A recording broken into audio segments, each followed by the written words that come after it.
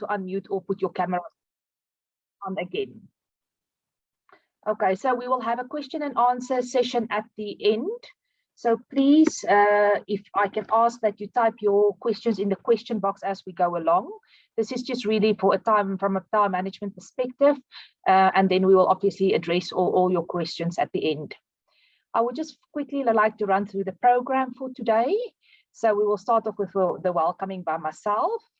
We will then move on to the introduction to human capital trends by Bridget, and then also the Namibian human capital trends for 2021 by Priscilla, which will then be followed by a question and answer session afterwards. So I don't want to take up too much of your time. So just before we kick off the session, I would like to introduce our speakers for today. Firstly, starting with Bridget. So Bridget is a registered industrial psychologist and holds a master's degree in organizational psychology. She's a manager in human capital for Deloitte, Namibia, specializing in organizational development and reward. She's passionate about leveraging people, systems, and processes to achieve success. Bridget has worked on many projects within the organizational development realm in Namibia and has practical experience in managing transformation projects. Then moving on to our second speaker for today, Priscilla Hesselman. So Priscilla is the human capital lead for the Deloitte Namibia human capital team. She serviced a number of small to large Namibian corporates across various industries and has noteworthy experience in the human capital field. Priscilla has a passion to see organizations transformed while adopting a human-centered approach to innovation. She believes in an exciting time to be in the marketplace as we partner with clients to use disruption as an opportunity to propel the organizations forward and thrive. So without taking up any more of your time, I will now give over to Bridget that will then start with the introduction to the human capital traits.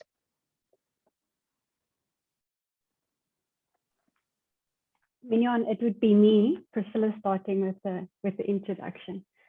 Thanks, Mignon.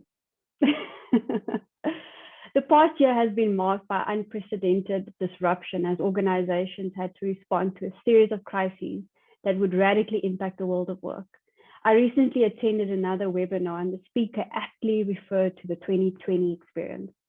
First, the global health crisis required organizations to take fast action to protect their workers' health and safety and establish essential services to support workers in real time.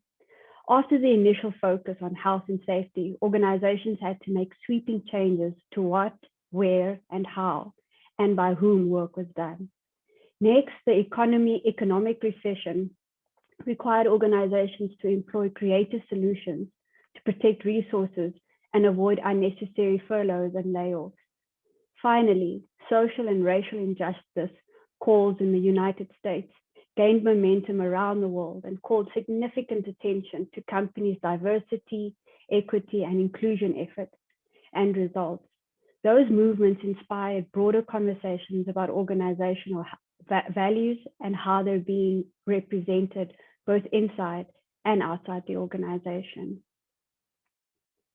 In a world of perpetual disruption, a focus on surviving restricts one's aspirations to accepting each new reality and working within it to accomplish what an organization has already done. A survival mindset views disruption as a point in time crisis to be addressed with the expectation that the organization will revert to business as usual once the crisis is over. Organizations with a survival mindset aim to deal with the reality that the world imposes. It's about doing what's necessary to succeed today. The pursuit of thriving, in contrast, orients organizations towards welcoming each new reality and using it to reimagine norms and assumptions in ways that were not possible before. A Thrive mindset recognizes that disruption is continuous rather than episodic and embraces disruption as a catalyst to drive the organization forward. Organizations with a Thrive mindset aim to create new realities, and they choose for themselves. It's about doing what's possible, not just to succeed today, but also to dominate tomorrow. The shift from survive to thrive depends on an organization becoming and continuing to stay distinctively human. Not just a different way of thinking and acting, it's a different way of being, one that approaches every question, every issue, and every decision from a human angle first. A Thrive mindset is really about perpetually cultivating resilience and agility while navigating turbulent times. The pandemic brought into sharp relief the pitfalls of strategies that envision moving from point A to point B on a static path. And that assumes that one has years, not months or weeks, in which to rethink outdated views and establish a new set of truths. As we all learned the hard way in the 2020 experience, in an environment that can shift from moment to moment, the paths and the timeframes to achieving one's goals must shift as well. In this year's Global Human Capital Trends report, we set out to understand what characteristics can support organizations in the shift from survive to thrive. In our Namibian sample, we have 74 Namibian respondents, a 69% increase on last year, 20 of which are from the HR talent function of the organizations. From our sample, the C-suite made up of 55% of CEOs, and over 68% of the respondents were from small businesses in Namibia. We asked executives in our survey about their experiences since the pandemic began, seeking to understand how the crisis affected the way they viewed organizational preparedness, the challenges and the opportunities they expected to face in future disruptions, and their plans for approaching work transformation strategies moving forward. We started our exploration by asking a paradoxical question: how can organizations position themselves to thrive when they are focused on making the changes necessary to survive? We learned that organizations that were best prepared for the pandemic or the 2020 experience were already adopting a Thrive mindset of using disruption as an opportunity to propel the organization forward and using technologies to transform work. Executives in our survey recognize that planning for expected and incremental events is not a solid foundation for thriving in multiple unknown futures, and they are shifting their approach to preparedness as a result. What also became clear is that preparedness for the unexpected depends crucially on an organization's handling of work and the workforce. But we continue to see a disconnect between leaders, priorities, and the reality of how the organizations support workforce development. Lastly, we learned that executives in our survey are prioritizing work reimagination. We saw the power of work reimagination during the COVID-19 crisis, when organizations had to rethink fundamental assumptions about what work is and how it could be done. The ability to reimagine work according to a different set of assumptions and put those changes into practice proved essential to organizations to enable them to thrive.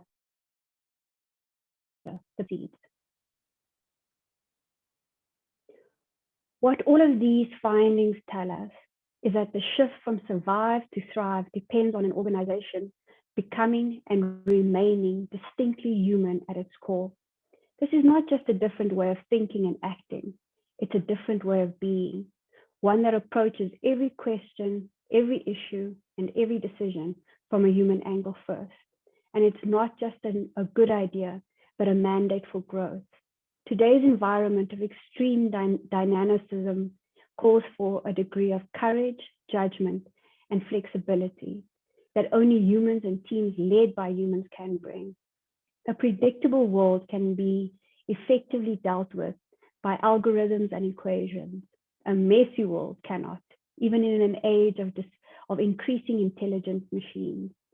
Being distinctively human at the core is the essence of what it means to be a social enterprise, to combine revenue growth and profit making with a respect and support for its environment and stakeholder network. An organization needs to ground itself in a set of human principles, purpose and meaning, ethics and fairness, growth and passion, collaboration and relationships, and transparency and openness. The human focus these principles bring to an organization is what puts the social enterprise in a position to thrive, to continually reinvent itself on the back of perpetual disruption. And now I'd like to hand over to Bridget. Thanks, Priscilla. Our 2020 report called on organizations to leverage 3 attributes: purpose, potential, and perspective, to go beyond the conflict between humans and technology. This year, having seen how organizations are making their way through the COVID-19 crisis, we suggest that these 3 attributes can help organizations remain distinctly human and will be essential for those looking to move quickly from survive to thrive and to create their own paths, possibilities, and futures in a world of perpetual disruption. So let's recap on these attributes. The first attribute, purpose, grounds organizations in a set of values that do not depend on circumstance. Those values, which sit at the intersection of economic, social, and human interests, serve as a benchmark against which actions and decisions can be weighed. In the face of circumstances that are difficult to predict and plan for, organizations that are steadfast in their purpose are able to infuse meaning into work, to mobilize workers around common, meaningful goals. The next attribute, potential, encourages organizations to look more dynamically at what their people are capable of. When the task is to prepare for the familiar, organizations can rely on defined job descriptions, career paths, and learning programs to access and build workforce capabilities. But in a world where organizations must constantly prepare for the unknown, leaders must understand workers' potential for growth and help them fulfill that potential in ways that allow them to both respond to and anticipate unplanned futures. The final attribute, perspective, challenges organizations to operate boldly in the face of uncertainty. Rather than being paralyzed by a multitude of futures and options, organizations that employ perspective use disruption as a launching pad to imagine new opportunities and possibilities. We suggest that the ability to take confident steps forward rests on the re-architecture of work. The re-architecture of work is reimagination put into practice. It is the act, the how, of deliberately designing work in ways that allow human capabilities to flourish in the search for new outcomes and new values. We'll now dive deeper into some chapters from our report to explore how they've manifested in the past year of disruption. Let's start with purpose and our trend on designing work for well-being. 2020 taught us the importance of purpose in establishing an organization's direction in the face of disruption. We saw that organizations that embraced purpose were able to anchor their workers, teams, and leaders to a common understanding of what they were trying to accomplish. These organizations use purpose as a driving force to sift through competing priorities, unite workers under common goals, drive belonging, and focus energy and resources on their most pressing organizational and societal goals.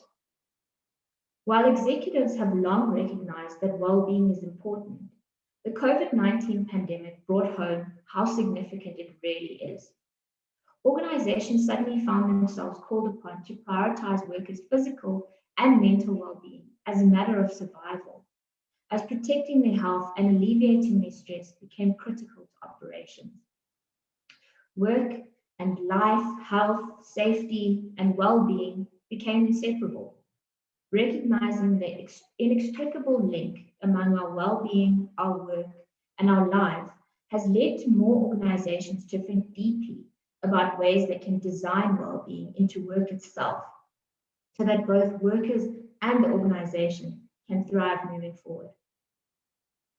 In this year's Human Capital Trends Survey, we found a continuing disconnect between employers and workers when it comes to prioritizing well-being in work transformation efforts.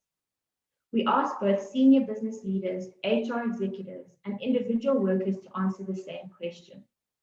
What are the most important outcomes you hope to achieve in your work transformation efforts in the next 1 to 3 years? Employees told us that the top 3 objectives should be improving worker well-being, reducing costs, and improving the customer experience. But improving well-being was only the 3rd to last outcome identified by executives, with only increasing social impact and capacity receiving fewer votes. In a world where organizations are increasingly expected to deliver impact beyond shareholders to all stakeholders, executives who deprioritize well-being as a goal of work transformation are missing a huge opportunity. So I think the question we all have is, what do we do about this?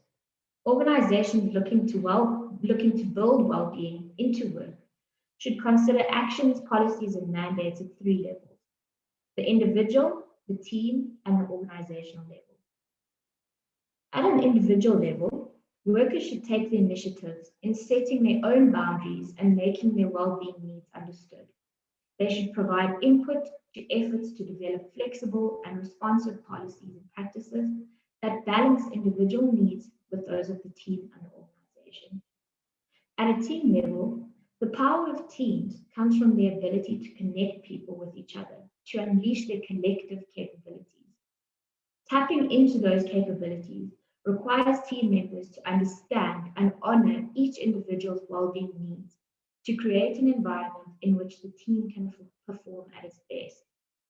And at an organizational level, leaders have a responsibility not only to invest in and promote well-being, but to commit to it by designing well-being into work and making well-being a consideration as important as any other factor that affects the bottom line. The suggestions on screen offer a starting point for leaders to think through what changes they can make in the five environments across 3 levels. Firstly, in a cultural environment, building well-being into social behaviors and norms. In the operational environment, including well-being in management policies, processes, and programs. In a relational environment, fostering well-being in relationships between colleagues. In the physical environment, designing the physical workspace to facilitate well-being. And lastly, in the virtual environment, designing new technologies and virtual workspaces for well-being. Let's have a look at perspective.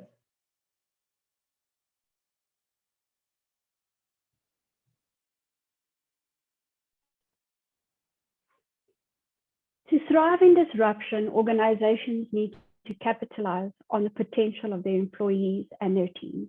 Organizations that understand and activate workforce potential will be better able to capitalize on human ingenuity and achieve organizational speed and agility. Organizations looking to shift to a Thrive mindset should look to create teams and super teams that use technology to enhance natural human ways of working. The thoughtful use of technology makes it possible to change the nature of work so that it makes the most of people's distinctly human capabilities. From collaboration tools that enhance teaming and connection to artificial intelligence technologies that can guide people in making decisions, technologies integrated with humans on teams can enable those teams to pursue new and better outcomes at greater speed and scale. Our survey shows that executives are shifting their focus away from work optimization and redesign towards work reimagination, with 55% saying that they would focus on reimagining work going forward as opposed to 27% before the pandemic. But to move from optimization and redesign to reimagination, organizations must change the way they're leveraging technology in work. So work optimization and work redesign focuses on achieving the same work outputs more efficiently. So they largely depend on using technology to substitute for or augment human work. whereas work reimagination, on the other hand, uses technology to transform the nature of work in ways that achieve new outcomes and make possible new aspirations. To create an environment where super teams flourish, you should consider the following. Set audacious goals. Stop focusing on how to improve existing processes and outputs, and instead focus on defining new aspirations and outcomes. Don't stop with envisioning new ways to achieve those outcomes. Re-architect the work to put reimagination into action. Avoid the instinct to use technologies only as an enabler for the work you already do. Instead, take a broader view of technology's transformative potential to elevate the impact it can have on work. Use technology to design work in ways that allow humans to perform at their best. Working collaboratively in teams, breaking down silos to work across functions and businesses, creating knowledge, learning in the flow of work, and personalizing and humanizing the work experience. And lastly, make the creation of super teams a cross-organizational imperative, leveraging the best thinking from HR, IT, and the business. Organizations who embrace potential should think about how to capitalize on employee agency and choice as a means to drive learning, adaptability, and impact. During the COVID-19 crisis, organizations did not have the time to rewrite job descriptions or meticulously map skills requirements. They were forced to make real-time decisions and to redeploy workers to the areas where they were needed the most and where they had capabilities and interest and passion to contribute. In short, the 2020 experience has helped us understand the importance of worker potential and choice. Giving workers more control over what they do and what learning experiences to pursue can increase their engagement because it allows them to focus their efforts on things that truly matter to them. Aligning workers' passions and interests with organizational needs can improve an organization's performance as well. Again, because workers are more motivated and engaged in their work and learning. In the months after recovering from the crisis, executives have reflected on the challenging road ahead as they attempt to prepare their businesses and ecosystems for an era of continuous disruption. Executives identified the ability of their people to adapt, reskill, and assume new roles as a top-ranked item to navigate future disruptions, with 63% selecting it as the most important or second most important factor. Furthermore, 43% of Namibian executives in this year's Human Capital Trends survey said that building workforce capability through upskilling, reskilling, and mobility is one of the most important actions they are taking to transform work. Yet only 15% say their workers are very ready to adapt, reskill, and assume new roles. As author Natalie Nixon, a creativity strategist, puts it, the opposite of reactive might not be proactive, but instead creative. We're seeing an explosion of creativity and the power of worker potential during the pandemic. In our view, the most important way that organizations can unleash workers' potential is to empower workers with agency and choice over what they do. This calls for a organizational culture shift from old ways of managing the workforce to a more personalized and dynamic leadership style. We've lived in a world where we assumed organizations knew best what skills workers needed to bring to the table. But the pandemic taught us that potential comes to fuller fruition when workers are allowed to take more initiative and choose how they can best help tackle critical business problems as organizations and ecosystems evolve. Organizations that want to unlock human potential should consider actions in the following areas. First, shift the supply and demand equation. tap into the gig economy and alternative workforce arrangements while building both sides of the workforce supply and demand equation. Normalize marketplaces networks that expose business and project needs to workers and can expose workforce skills and capabilities to the organization. Design roles to assume ongoing reinvention. Cultivate worker passions to solve unseen and future problems. Reward workers who identify critical gaps and reinvent themselves to fill them. Second, center workforce planning on potential. Shift workforce planning approaches away from a reliance on top-down mandates, providing more agency to workers themselves. Empower workers to reimagine what, how, and where work gets done. And lastly, drive towards real-time dynamic action. Gather and act on workforce data that provides a real-time view of workers' skills across the entire talent ecosystem. Ask forward-looking questions about workers' desired future directions and use the answers to encourage workers to make learning choices that benefit both themselves and the organization. Remember that teams are becoming the driving unit of organizational performance.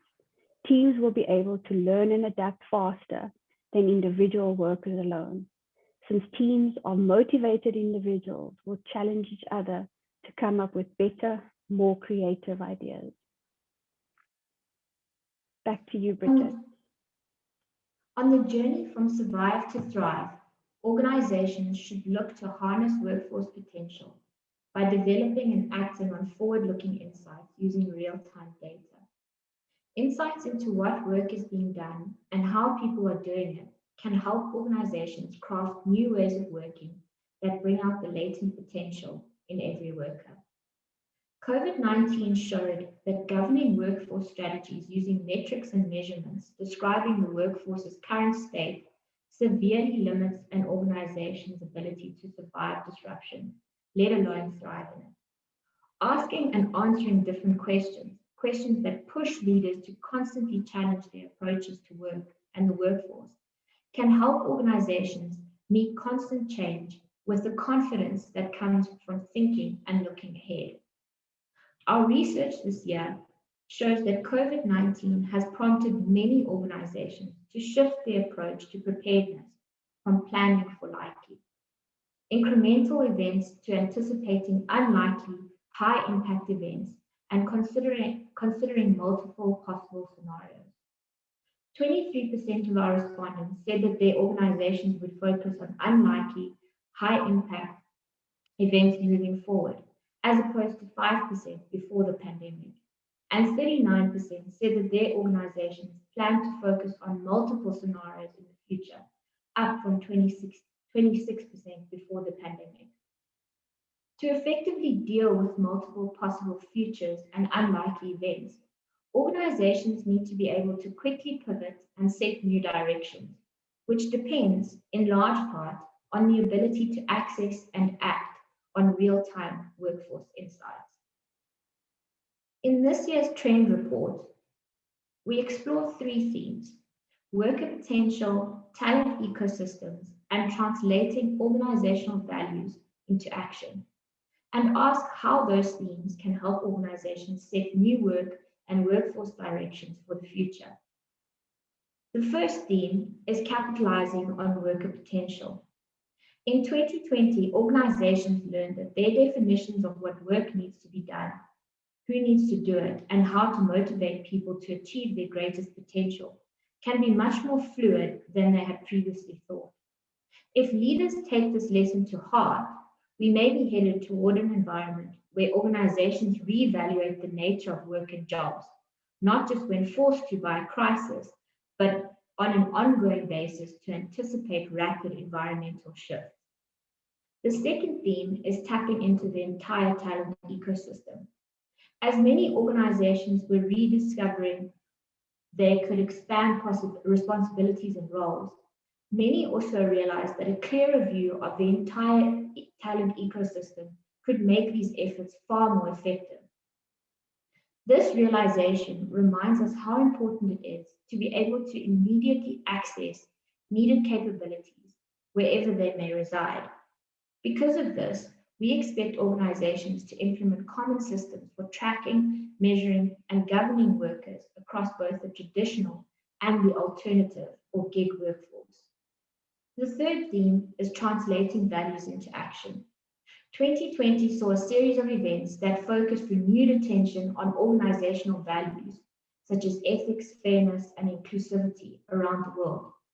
Especially evident during COVID-19 has been the way the pandemic has affected every employer-worker social contract, particularly as it relates to well-being. To make outcomes like this even stronger, it's important to find actionable ways to use and share information to make measurable progress in new directions. The insights gained from internal and external sensing data can help organizations better align individual and organizational actions with their organization's values. The data can and should also be transparently communicated to external stakeholders to inspire confidence in the organization's integrity and ethics. Lastly, HR has a critical role to play in the adoption of purpose, potential, and perspective across the organization and in leading the shift from survive to thrive.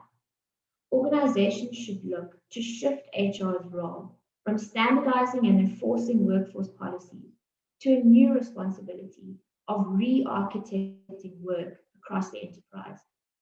For an organization to truly become human at its core, HR must take the lead in embedding human considerations into every aspect of work, collaborating with business and other functional leaders to reimagine the what, why, who, and how of work across the entire organization. COVID-19 required people to work in radically new ways, whether remotely using technology or in person with safety and social distancing procedures in place.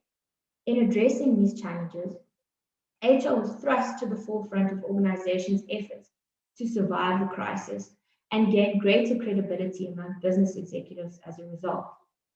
As organizations emerge from the pandemic, HR has the opportunity to build on its newly enhanced position, to shift its role from managing workers to re-architecting work, driving better outcomes that position organizations to thrive. Both business and HR leaders have become more confident in HR's ability to help organizations navigate future changes.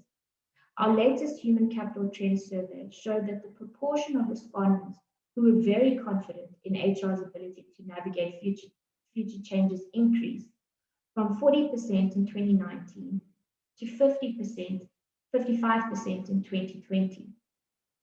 Confidence in HR among business executives also increased, and the proportion that were not confident in HR dropped from 30% in 2019 to 14% in 2020. COVID-19 has earned many HR teams the right to be bolder in orchestrating work throughout the enterprise. To seize this opportunity, HR needs to reorient its mission and mindset to shape future success by taking the lead in re-architecting work and reimagining the workforce and workplace accordingly.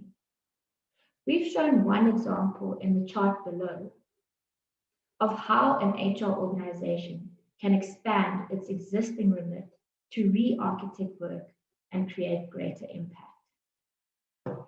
Over to you, Priscilla. Thanks, Bridget. If the 2020 experience has shown us anything, it's that putting people at the heart of an organization's decisions about work and the workforce pays off in the ability to better stay ahead of disruption. Putting that ability into practice entails thinking about work and the workforce in terms of purpose, potential, and perspective to build an organization that can thrive in an unpredictable environment with an unknown future. Leaders should find ways to create a shared sense of purpose that mobilizes people to pull strongly in the same direction as they face the organization's current and future challenges. They should trust people to work in ways that allow them to fulfill their potential, offering workers a degree of choice over the work they do to align their passions and organizational needs. and they should embrace the perspective that reimagining work is key to the ability to achieve new and better outcomes in a world that is itself being constantly reimagined. Thank you. Please explore our Namibian human capital trends researched online or using our app. We look forward to continuing this conversation with you. Back to you, Mignon. So now we've come to the end of our session, and I really would just like to take the time to thank all of you for joining the session today. We believe that these trends will assist you to excel and thrive in the new and ever demanding human capital environment, and that you will be able to use the information to propel the organization forward. Stay prepared, connected, and focused while prioritizing to drive through the challenges of COVID. Remember to remain distinctly human, focused through purpose, potential, and perspective. Deloitte will share this presentation and report with you after the session. Should you have any questions, please do not hesitate to touch base with us. Thank you for participating, and we're really looking forward to further engagement with each one of you. Thank you very much.